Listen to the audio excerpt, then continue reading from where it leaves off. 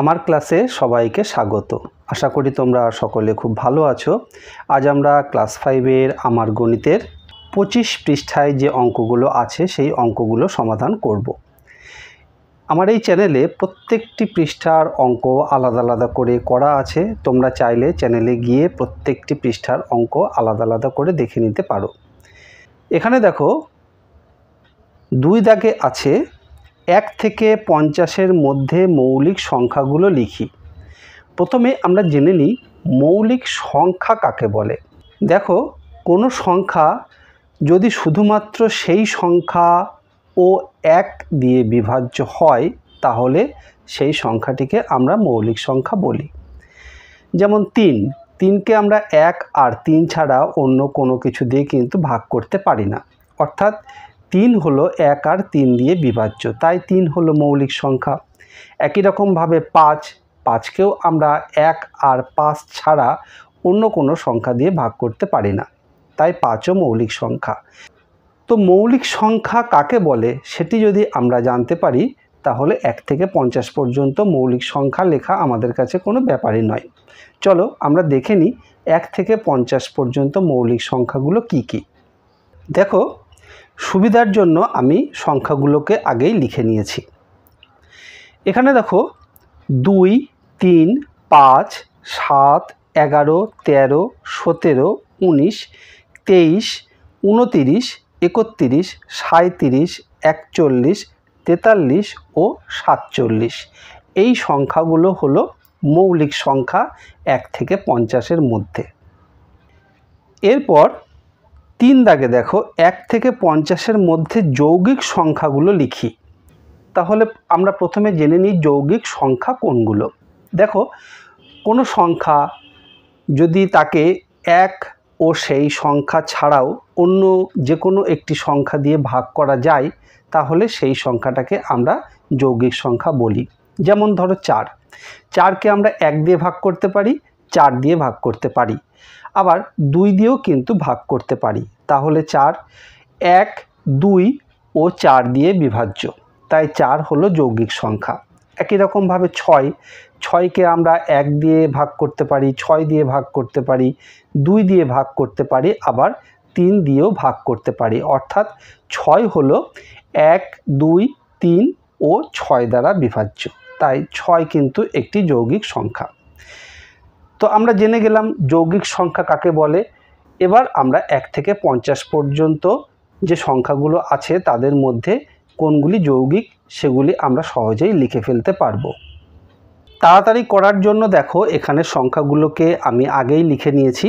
কি কি আছে দেখো 1 থেকে 50-এর মধ্যে যৌগিক সংখ্যা: 4, 6, 8, 9, 10, 12, 14, 15, 16, 18, 20, 21, 22, 24, 25, 26, 27, 28, 30, 32, 33, 34, 35, 36, 38, 39, 40, 42, 44, 45, 46, 48, 49 ও 50। এতগুলি যৌগিক সংখ্যা আছে 1 থেকে 50-এর মধ্যে। তারপর 4 দাগে দেখো 2 ছাড়া প্রত্যেক জোড় সংখ্যা মৌলিক না যৌগিক তা লিখি।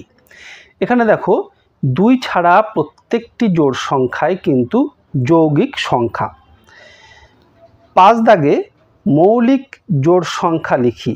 মৌলিক জোড় সংখ্যা শুধুমাত্র 2, একমাত্র 2 হলো এমন একটি জোড় সংখ্যা যেটি মৌলিক।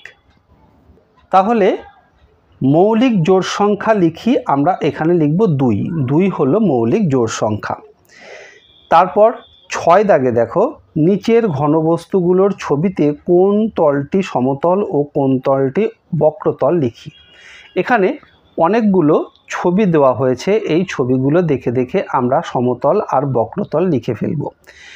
প্রথমে আমরা একটু ধারণা নিয়ে নিই সমতল কি। সমতল মানে হলো সমান্তল, আর বক্রতল মানে যে তলটি সবসময় বেঁকে বেঁকে যায়। যেমন এখানে দেখো একটি বাক্সের ছবি আছে, তো বাক্সের প্রত্যেকটি তল কিন্তু সমান, তো প্রত্যেকটি তলই সমতল। এখানে 1 নাম্বার তলটি সমতল, এই তলটি সমতল, 3 নাম্বার এই তলটিও কিন্তু সমতল। এবার একটি লুডোর ছক্কার ছবি আছে। এই লুডোর ছক্কার এই তলটি কিন্তু সমতল, এই তলটিও সমতল, এই তলটিও সমতল, কারণ এগুলো কি, এগুলো সমান জায়গা। তারপর এখানে দেখো একটি টুপির মতো ছবি আছে, এটিকে আমরা শঙ্কু বলি। তোমাদের যেহেতু শঙ্কুর ধারণা এখনো হয়নি, তবু এই রকম জিনিস কিন্তু আমরা দেখেছি। রাজমিস্ত্রিদের ওলন, অর্থাৎ দেখবা রাজমিস্ত্রিরা যে জিনিসটা দিয়ে গাঁথনি সোজা হয়েছে কিনা দেখে, সেই জিনিসের মাথায় কিন্তু এই রকম একটা জিনিস থাকে। তো এই জিনিসটির এই যে 2 নাম্বার তলটি, নিচের দিকের এই তলটি কিন্তু সমতল, এটি সমান। আর 1 নাম্বার যে তলটি আছে এটি দেখো সবসময় বেঁকে বেঁকে যাচ্ছে, গোল মতো, তাই এটি হলো বক্রতল। এবার এই ছবিটি দেখো, এটিকে আমরা মনে করি একটি কৌটো। এর উপরের যে তলটি, এই তলটি কিন্তু সমতল, আর এই যে পাশের যে তলটি 1 নাম্বার তলটি, এটি বক্রতল। এখানে একটি বলের ছবি আছে, বলের বাইরের দিকে এই তলটি কিন্তু বক্রতল। এবারে দেখো এখানে একটি বইয়ের ছবি আছে, বইয়ের এই 1 নাম্বার তলে উপরের তলটি কিন্তু সমতল। এবার এখানে একটি ব্ল্যাকবোর্ডের ছবি আছে, ব্ল্যাকবোর্ডের উপরের তলটি সমতল। এখানে দেখো একটি হাঁড়ির ছবি আছে মনে হচ্ছে, অর্থাৎ মিষ্টির দোকানে যেরকম মাটির হাঁড়ি আমরা দেখি সেই রকম একটি কিছু। তো এর পাশের যে তলটি, এই তলটি দেখো বাঁকানো, সবসময় বেঁকে যাচ্ছে, তাই এই তলটি হলো বক্রতল। ভিডিওটি মন দিয়ে দেখলে প্রত্যেকটা বিষয় আশা করি তোমরা খুব সুন্দরভাবে বুঝতে পেরেছো। ভিডিওটি ভালো লাগলে অবশ্যই একটি লাইক করো, আর তোমার বন্ধুদের মধ্যে শেয়ার করে দিও, তাহলে তোমার বন্ধুরাও শিখতে পারবে। আর এই রকম ভিডিও আবারও পেতে চাইলে চ্যানেলটি অবশ্যই সাবস্ক্রাইব করে রেখো। খুব ভালো থেকো, দেখা হবে আবার পরের ভিডিওতে। ধন্যবাদ।